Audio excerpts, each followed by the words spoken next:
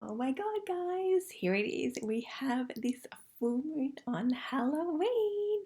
Get excited for this one, or maybe not so excited, but it's going to be a big one. So this occurs at 3:48 p.m. in the UK, so in the afternoon on Halloween, and also on the 1st of November at 1:48 over in Australia. So what happens was you guys are sleeping. And this is when it's at its peak energy, but you will feel the energies either side of that time for about 48 hours. So you should be really starting to feel this full moon energy now. Now, this is our second full moon for October, meaning that it's actually a blue moon. With two full moons in 1 month, it's a really powerful time to release, and this blue moon will absolutely help us with unraveling all that stuff that I spoke about during the Scorpio season video. So if you haven't watched that, jump back and have a look. We are actually coming to the end of a time where we have had a lot going on in the skies, and this has definitely been felt down by us mere mortals on Earth. We've had planets in retrograde, we've had really hard oppositions, we've had this feeling of slowing down and reflecting inwards. Throughout November, though, we are going to see and feel the end of all this and the end of cycles that have probably begun back in 2018. Now, full moons are about completion and release. We're going to need to release whatever is no longer serving us. But this blue moon is actually called a micro moon, which means it's further away from the Earth. So we had a super full moon last time, and now we have, a super new moon, and now we have a micro full moon. And just because it is further away doesn't mean you're not going to feel the energy. And it's kind of perfectly timed for Halloween because it's micromoon's got a lot of suspicion about it. They're believed to have a greater influence on our moods, so watch out for that one. And they're also thought to bring bad weather and natural disasters, so fingers crossed that doesn't happen, but probably be prepared for a storm within yourself.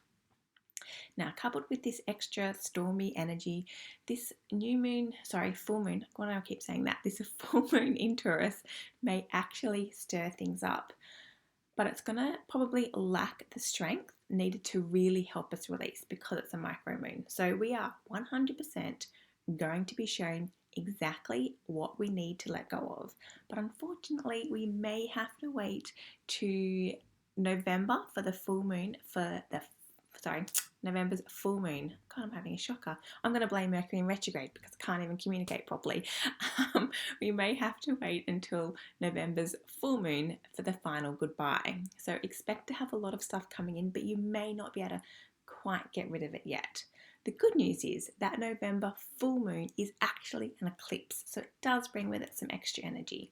Now, I did warn you that we were in for quite a bit of fun with the moon from last month through to the end of the year, and it's living up to my promises. But remember, if you use the energy wisely, it really will support you. Now, Taurus is known for its beautiful grounding energy. It really teaches us to slow down, be present, and most importantly, look for the beauty in every day. Now, we are in the Scorpio season, so it always sits opposite, so Scorpio and Taurus opposite. And Scorpio is the time to transform, to rebirth into the person that you've always wanted to be. So use this moon to reevaluate what things, I suppose you could put it, things that you're putting your worth into. And are those things worth it? Are they worth your worth? These things could be material, they could be people, there could be different opinions, or even your level of wealth. Now, release all those things that are holding back your transformation into the most wonderful you. And you can really look at switching from like what you currently have to what is really nourishing for your soul. So think about that was you're releasing things under this Taurus full moon, and also expect that's the kind of stuff that will be coming up. Now, back in August, we had Uranus, our planet of rebellion and surprise, playing with the full moon, and it's also around for this full moon. Now, this can lead to things feeling a little shaky and unsteady, like they weren't going to be anyway. And it often means information that comes to the surfaces. Um, Surprise information, stuff that you weren't actually kind of expecting. It can also mean that you can be triggered by certain things, so just really watch out for that. But it does also bring spontaneity, so be open to diving into something new, exploring a new endeavor, just getting out there and, trying something different. Now, Taurus is an earth sign, so really use like this earth energy to stay grounded and steady during this turbulent, 4 days? You're probably going to feel it. Really draw on any practices that allow you to stay present in the moment. And I always say that deep belly breathing is the perfect way to do it. Now, during the time of Halloween, the veil between the dimensions, that's between the living and the dead, is said to be at its thinnest. I mean, how cool is that? I love this idea. So it's the perfect time to connect with the other world, with people, things, pets that have gone before us. And actually, Uranus can help us with this. So to foster this connection, do something that reminds you of the person, the pet, that has passed.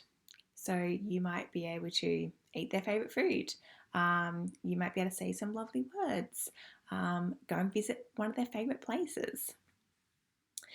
And also think that maybe the deaths that you are mourning aren't necessarily people that have passed. I mean, this year has brought with it deaths of varying kinds. Now, this can actually be quite painful in itself. Situations, events, friendships, relationships, all these are actually still deaths that need to be mourned.